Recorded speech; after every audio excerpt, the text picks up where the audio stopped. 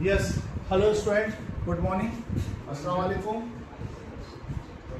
Now, I am Kashif Amir from STS School, Minto Circle, going to teach you one of the topic which develop a relationship between the sides and angles of a right angle triangle. Now, we just start. Suppose you have a chance to visit Qutub Minar and you are looking the top of the Qutub Minar at random. आपके दिमाग में एक सोच पैदा होती है, you think at random कि what will be the height of this Qutub Minar, इसकी हाइट क्या होगी कुतुब मीनार की, हम किस तरह से इसकी हाइट को मेजर कर सकते हैं. अब जाहिर सी बात है, it is very difficult to measure at this time the height of the Qutub Minar because you don't have a so much long tape, so you can or long scale you can measure it. और suppose कीजिए कि आप statue of unity घूमने जाते हैं और आपके दिमाग में ख्याल आता है कि यार ये स्टैचू ऑफ यूनिटी किस तरह से बनाया, उसकी हाइट कितनी है. अब आप देखते हैं कि उसकी हाइट कैसे हम मेजर कर सकते हैं. या कभी ऐसा भी हो सकता है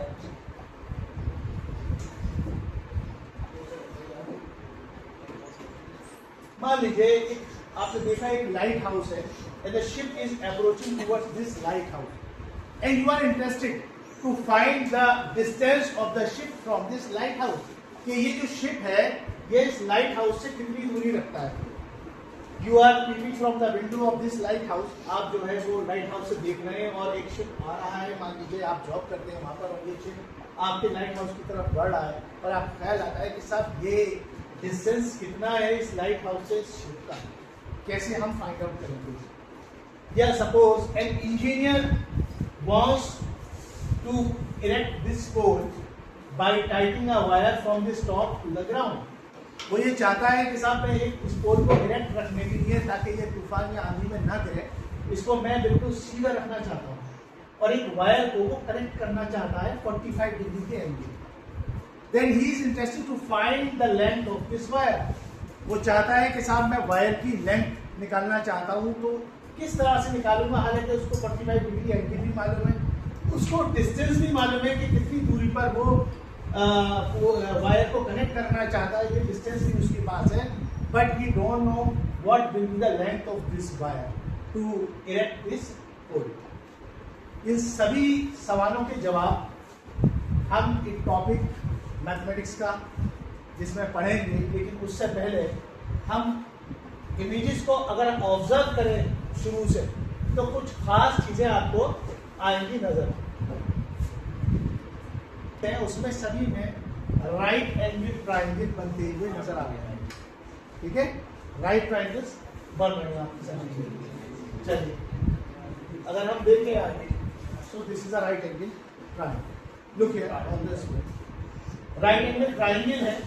अब सबसे पहले जो कि आपने क्लास 7th में 8th में सभी जगह पढ़ा है राइट एंगल ट्रायंगल के बारे में, उसको रिकैप कर लेते हैं.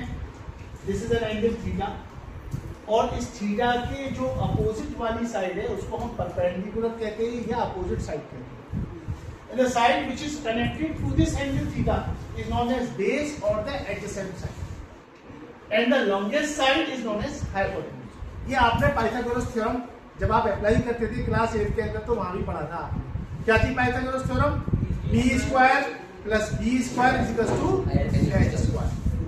इज इट क्लियर कि लॉन्गेस्ट साइड का जो स्क्वायर होता है वो अदर साइड के स्क्वायर्स के सबके बराबर होता है. ये आपने पढ़ रखा है पहले से.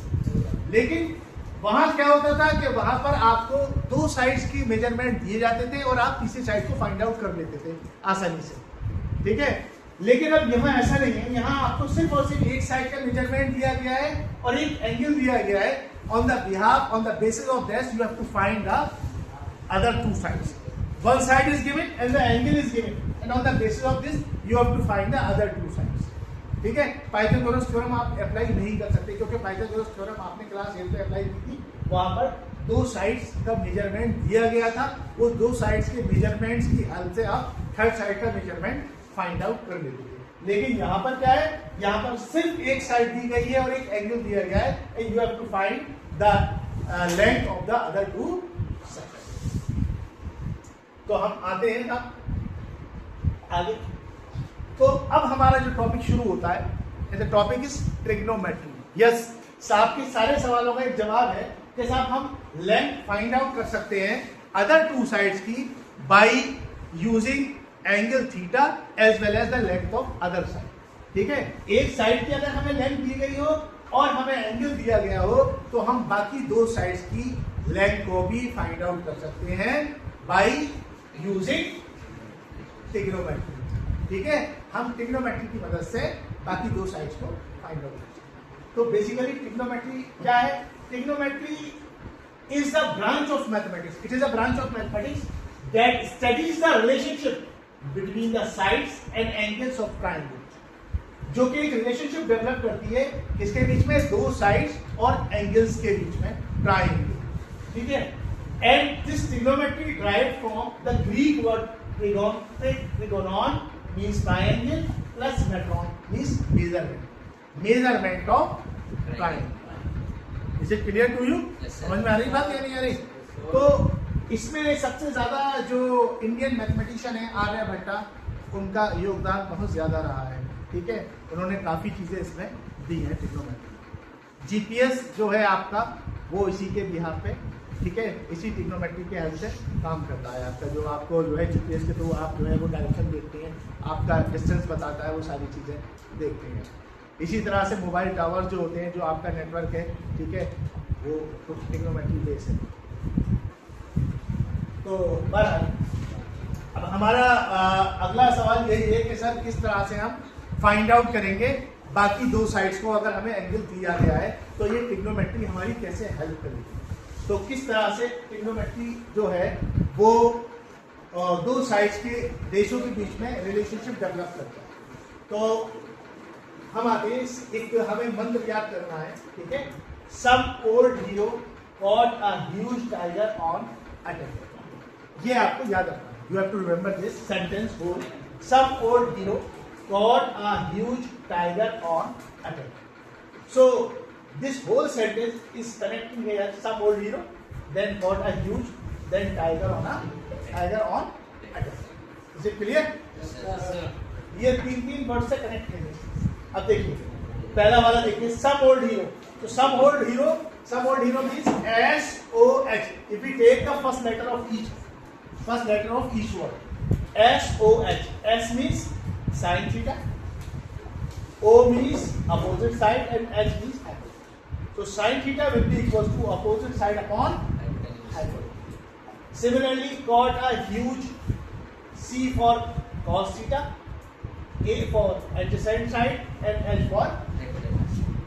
Similarly, tiger on a tent, T for tan theta, O for opposite side, and A for adjacent side. Is it clear? तो क्या हमारा जो पूरा आपका एक सेंटेंस था क्या था? Some old hero caught a huge tiger on a table. Some old hero caught a huge tiger on a table. Some old hero means sin theta is equal to opposite side upon hypotenuse. Similarly, cot a huge cos theta, C for cos theta, A for adjacent side, H for hypotenuse.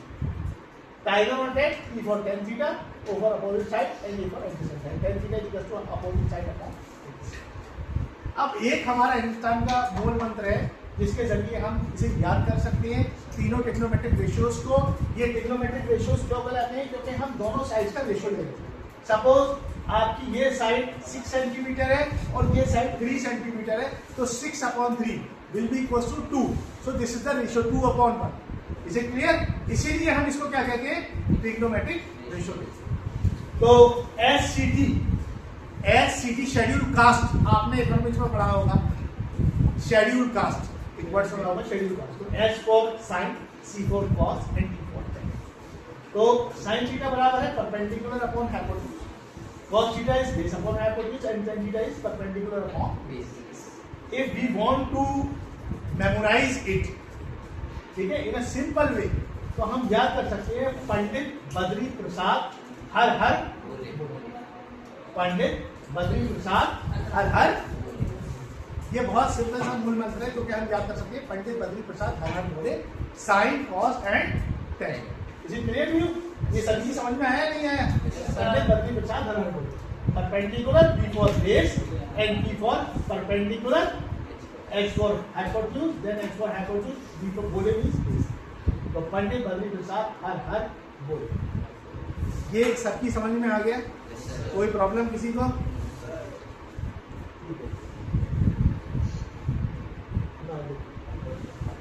ये हमारे तीन जो main trigonometric ratios हैं, sine theta, cos theta और tan theta, ये आपको याद है। अब इनके अपोजिट ट्रिग्नोमेट्रिक रेशियोज यानी कि जो इनके इनवर्स है, जो इनके रेसिप्रोकल है, ठीक है, जो इनके रेसिप्रोकल है, नॉट इनवर्स, जो इनके रेसिप्रोकल है वो है कोसेक थीटा, सेक थीटा और कॉट। जी clear? Cosec theta, sec theta and cot. तो कोसेक थीटा होता है 1/sin theta, hypotenuse upon perpendicular. Sec theta 1/cos theta, hypotenuse upon base. Cot theta is 1/tan theta and this is base upon perpendicular. आपने क्या किया? उसका reciprocal कर दिया। अगर हम sin थीटा को 1/sin थीटा लिखते हैं तो ये भी क्या हो जाएंगे? इसका भी रेसिप्रोकल हो जाएगा, यानी कि हाइपोटेन्यूज अपॉन परपेंडिकुलर। तो sin थीटा बराबर होता है किसके? 1/cosec थीटा के, या हम कह सकते हैं cosec थीटा बराबर होता है 1/sin थीटा के। दोनों एक दूसरे के रेसिप्रोकल, ठीक है? sec theta is the reciprocal of cos theta और cos theta is the reciprocal of sec theta base upon tan। इसी तरह से cot theta is the reciprocal of tan theta और tan theta is the reciprocal of cot theta। तो ये आपको याद हो गए होंगे। पहले अगर आपको ये याद है sin cos tan तो आपको ये आसानी से याद हो जाएगा। देखिए s sin theta, s से हम कनेक्ट करेंगे c को, तो sec theta, इसलिए s से हम किसको कनेक्ट कर देंगे? c को, और c से हम किसको कनेक्ट करेंगे? s, यानी कि cos का उल्टा होगा sec एंड tan थीटा तो ये बात सबकी समझ में आ गई, ठीक है? Is it clear to all of you? अब हम आते हैं एक क्वेश्चन पे। अगर आपकी समझ में आ गया तो हम ये क्वेश्चन करेंगे कि consider a right angle triangle ABC is given here and angle CAB is given 30 degree.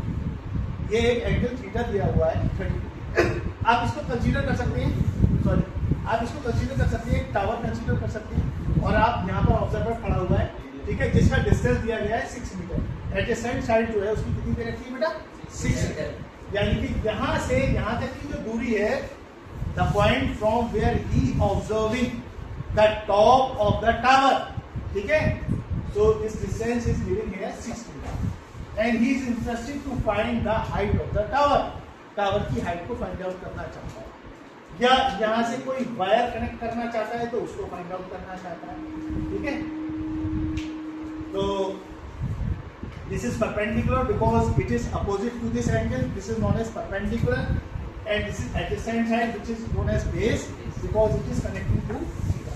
अच्छा, एक बात और मैं आपको बताना चाहता हूँ कि परपेंडिकुलर और बेस चेंज हो सकती है थीटा के अकॉर्डिंग, लेकिन हाइपोटेन्यूज कभी चेंज नहीं होगी, उसकी position as it is.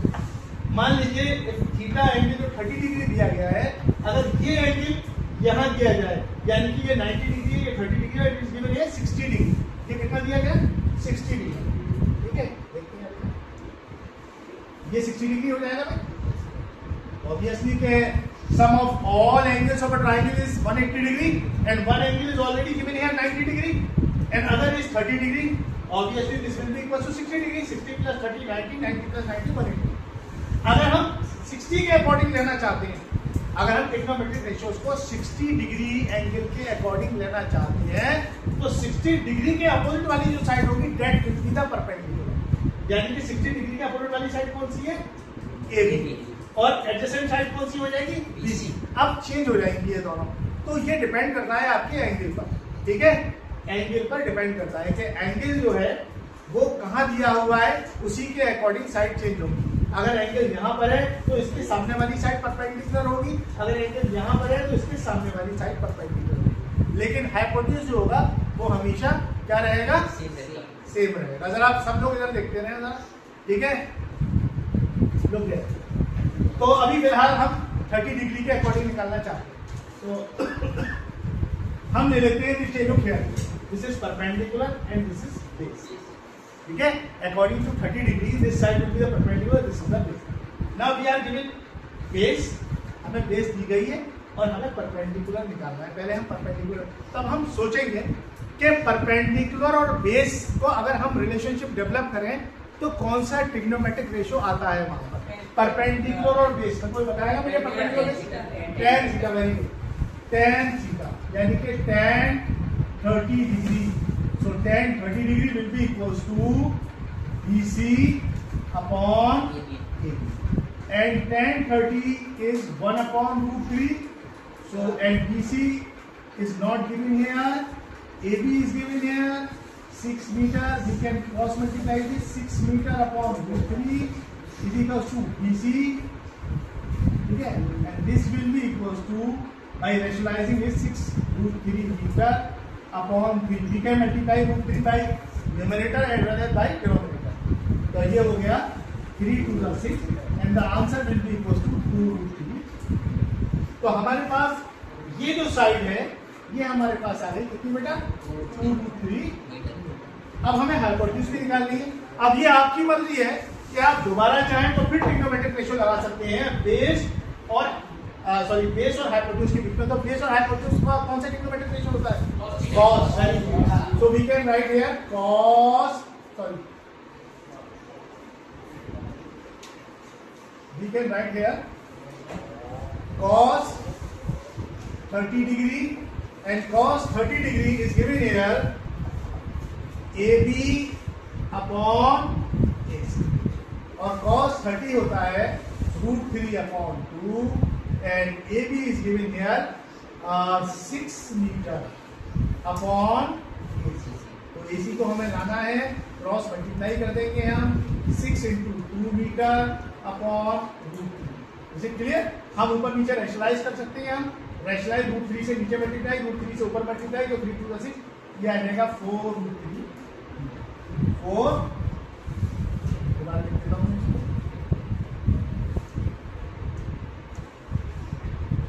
4 root 3 ये 4 रूट 3 निकला।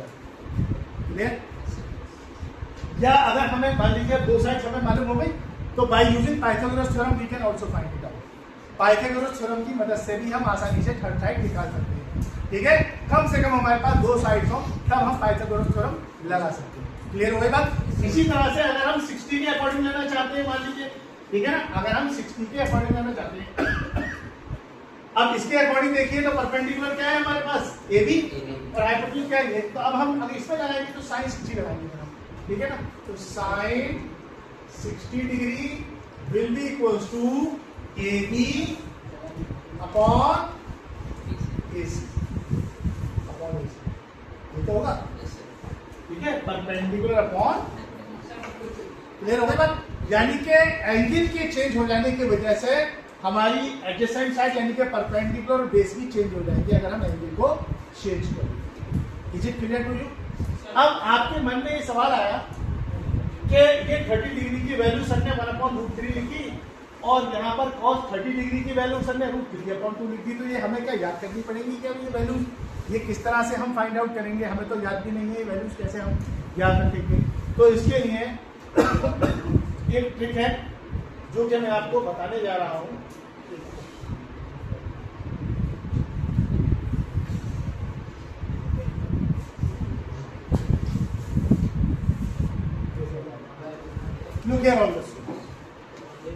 हमारे पास ट्रिग्नोमेट्री में जो आपकी क्लास 10 में जो एंगल्स इस्तेमाल होते हैं वो 5 एंगल्स हैं जो कि आपको याद रखने हैं। 5 एंगल्स की वैल्यू आपको याद रखनी है: 0 degree, 30 degree, 45 degree, 60 degree and 90 degree. Clear to you? ये 0 degree, 30 degree, 45 degree, 60 degree, 90 degree करते हैं, ठीक है। तो ये 5 एंगल्स हैं जो कि हमको याद रखने हैं क्लास 10 के अंदर, और इन्हीं 5 एंगल्स पे आपकी पूरी जो है वो क्लास 10 की ट्रिग्नोमेट्री के क्वेश्चंस हो जाएंगे आसानी से। हालांकि एंगल्स तो दूसरे भी होते हैं, 20 डिग्री भी हो गया, 30 डिग्री भी हो, 50 डिग्री भी हो गया, ठीक है। तो वो उसके लिए हमें ट्रिग्नोमेट्रिक टेबल मिलती है, हम उसके जरिए ट्रिग्नोमेट्रिक टेबल के जरिए हम फाइंड आउट कर सकते हैं, ठीक है। लेकिन अभी फिलहाल हमारे जो सिलेबस में है वो ये 5 एंगल्स हैं जो कि आपको याद रखना है: 0 डिग्री, 30 डिग्री, 45 डिग्री, 60 डिग्री। और हमारे पास ये ट्रिग्नोमेट्रिक रेशियोज हैं 1, 2, 3, 4, 5, 6 ट्रिग्नोमेट्रिक रेशियोज हैं जो हम इन ट्रिग्नोमेट्रिक रेशियोज को इन एंगल्स में निकालेंगे, फाइंड आउट करेंगे।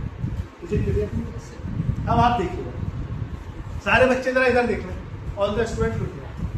देखिए, ये मेरा लेफ्ट हैंड है, उस लेफ्ट हैंड की फिंगर्स है मेरे पास। कितनी फिंगर्स है इसमें?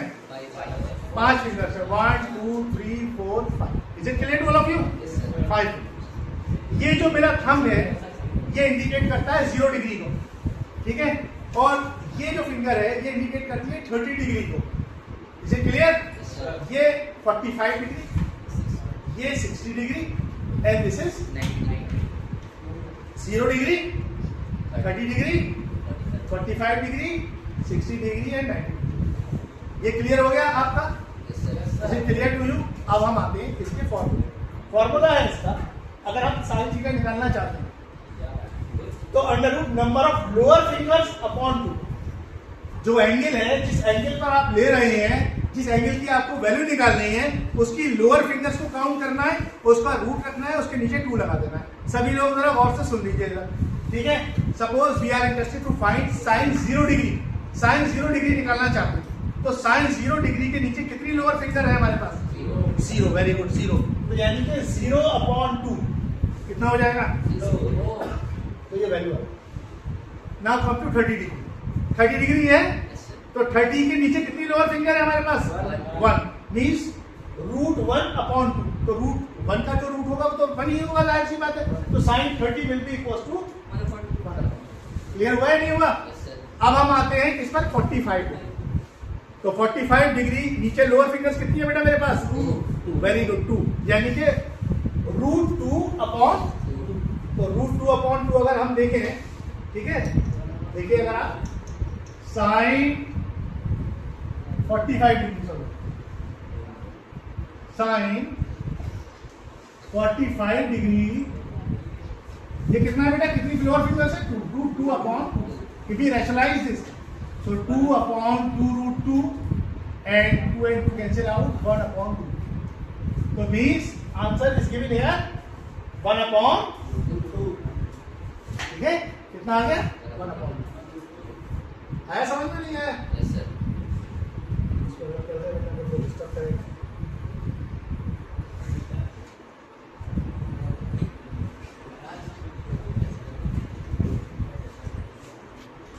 तो ये हमारे पास समझ में आ गया। अब 60 पे आते हैं हम। साइन 60, तो साइन 60 की कौन सी है बेटा? ये साइन 60 है। तो इसके लोअर फिंगर्स कितनी है? 1 2 3। Root 3 upon 2। Root 3 upon 2 sine 60 is root 3 upon 2। Is it clear to you? 90 पे आइए, 90 पे साइन 90 इज हियर। ये तो कितने? 1 2 3 4। तो square root of 4 upon 2। Square root of 4 is 2। 2 upon 2 means 1। So sine 90 कितना हो गया बेटा? ये क्लियर हो गया सबका? अब हम आते हैं कॉस। तो कॉस थीटा का दूसरा मामला है number of upper fingers upon 2। इसमें लोअर फिंगर था साइन में, अब इसमें क्या हो जाएगा? अपर फिंगर्स। मुकेश अंबानी आप देख लो जरा, ठीक है? तो अपर फिंगर क्लियर। 0 डिग्री पे आते हैं हम। ये 0 डिग्री है ना आपका? तो अपर फिंगर कितनी है? 1 2 3 4। तो रूट 4 अपॉन 2। कॉस थीटा के लिए लिखेंगे रूट 4 अपॉन 2। रूट 4 2। 4 का रूट कितना हो गया? 2। 2 अपॉन 2 इज 1। तो cos 0 कितना आ गया बेटा? 1। वेरी गुड, cos 0 1 आ गया। अब हम आते हैं किसमें? 30 डिग्री पे। 30 डिग्री पे 30 डिग्री के ऊपर कितनी फिंगर से बोला नीचे? 3। यानी कि root 3 upon 2। Very good, cos 30 is root 3 upon. अब हम आते हैं किसमें? 45 डिग्री पे। तो 45 डिग्री कौन सा है भाई बताइए? ठीक है, तो आप बताइए। रूट 2 अपॉन 2, ठीक है, रूट 2 अपॉन 2। तो अपर फिंगर 2 ही है ना? Root 2 upon 2। तो रूट 2 अपॉन 2 क्या होता है? 1 अपॉन रूट 2 होता है। रेशनलाइज करेंगे आप तो cos 45 पर कितना आ गया बेटा? 1 अपॉन 2। तो हमें एक चीज ये भी पता लगी कि साइन 45 और cos 45 पे सेम वैल्यू होती है। दोनों की वैल्यू सेम होती है। 1 अपॉन रूट 2 साइन की भी 45 की होती है और cos 45 की भी कितनी होती है? 1 अपॉन रूट 2। अब इसी तरह से हम आते हैं 60 डिग्री पर। तो 60 डिग्री कौन सा है? ये अपर फिंगर कितनी है इसमें? 1। तो 1 upon root 1 upon 2 means 1 upon 2। तो cos 60 कितना होता है? 1 अपॉन 2। Is it clear? अब हम किस पे आएंगे? 90 डिग्री पे। 90 डिग्री के ऊपर कितनी है 0, तो 0/2 ये क्लियर हो गया नहीं हुआ? अगर आप देखें साइन और कॉस में देखें, अगर इसकी टेबल को देखें तो इसकी कॉस की जो टेबल है साइन की टेबल को टर्न अप कर दिया गया है। अगर आप देखें इसको उठा के इस तरह से टर्न अप कर दिया गया, तो ये यहाँ यानी कि जो 1 यहाँ था वो 1 यहाँ लिखा आपने, ठीक है। जो √3 था √3/2 था वो यहाँ लिख दिया, 1/2 अब पीछे रहा, फिर 1/2 उधर आके 0 उधर। इसे क्लियर हुई? ये समझ में आ गया सबकी? अब हम आते हैं tan थीटा पे। tan थीटा क्या होता है? tan थीटा होता है, एक चीज और याद रखिएगा, बस ये कंप्लीट होने वाला है। tan थीटा होता है sin theta sorry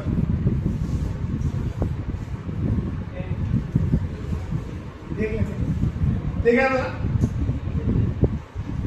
tan theta बराबर होता है sin theta upon cos theta, ये भी याद रखिएगा, sin थीटा अपॉन, क्योंकि आप जानते हैं कि sin थीटा होता है perpendicular upon hypotenuse and cos theta is hypotenuse से hypotenuse cancel, it is equal to perpendicular upon, तो tan थीटा बराबर होता है sin थीटा अपॉन। तो tan थीटा के लिए फॉर्मूला हो गया root number of lower fingers upon number of, या आप ये भी कर सकते हैं कि साइन अपॉन कॉस है तो 0/1 0, 1/2 को √3/2 से डिवाइड किया 1/2, ठीक है। तो साइन की वैल्यूज को कॉस की वैल्यू से डिवाइड कर दें आप, तो क्या मिल जाएगा आपके पास? tan की वैल्यूज मिल जाएगी। इसी तरह से हमको कोसेक निकालना है। कोसेक क्या होता है, किसका रेसिप्रोकल होता है? साइन का। मैंने बताया ना सी वाले को एस से कनेक्ट कर दो, तो कोसेक किसका रेसिप्रोकल होता है? साइन का। तो 1/0 तो मल्टीफाइड होता है, क्योंकि इसके नीचे अगर हम देखें तो इसका जो डिनोमिनेटर है वो क्या है? 1 है। अगर हम इसका रेसिप्रोकल करेंगे तो क्या आ जाएगा? 1/0 नॉट डिफाइंड होता है, तो ये क्या आ जाएगा बेटा? Not defined. 1/2 का रेसिप्रोकल करेंगे 2 आ जाएगा, रूट 1/2 का रेसिप्रोकल करेंगे तो क्या आ जाएगा? √2 आ जाएगा। इसका √3/2 का करेंगे तो 2 क्या आ जाएगा? √3 से रेशनलाइज कर दिया हमने ऊपर, तो 2√3/3। 1 का रेसिप्रोकल करेंगे तो 1 आ जाएगा, ठीक है ना। इसी तरह से ये क्या है भाई? sec थीटा किसका रेसिप्रोकल होता है? s को किससे कनेक्ट करना है? c से। sec थीटा किसका रेसिप्रोकल है? cos का। तो हम cos को रेसिप्रोकल कर देंगे, 1 का 1 रेसिप्रोकल होता है, √3/2 का 2/√3, 1/2 का √2, 1/2 का 2 और 0/1 ये था, तो 1/0 क्या हो जाएगा? इसी तरह से cot थीटा किसका रेसिप्रोकल होता है? तो ये बात सबकी समझ में आई या नहीं आई? क्लियर हो गई बात? Is it clear to you? अब आप ट्रिग्नोमेट्री आसानी से कर लेंगे या नहीं कर पाएंगे? अगर आपको क्वेश्चंस दिए जाए तो मैं समझता हूँ कि अब आप आसानी से कर लेंगे, ठीक है। If you are given any one of the side of right angle triangle as well as angle is given here between two sides, then you can find it out. कोई भी एक्यूट एंगल दे दिया जाए 90 के अलावा, ठीक है। दो sides के बीच में तो 90 डिग्री का भी एंगल बनता है, लेकिन एक्यूट एंगल होना चाहिए, ठीक है, 90 से छोटा। ऑब्वियसली जब एक एंगल 90 का है तो बाकी के दो एंगल्स तो एक्यूट ही होंगे, ठीक है। तो उसके बिहाफ पर आप क्या कर सकते हैं? दो साइड्स को फाइंड आउट कर सकते हैं अगर कोई भी एक साइड दे दी जाए। शुक्रिया आप लोगों का, थैंक यू, ठीक है।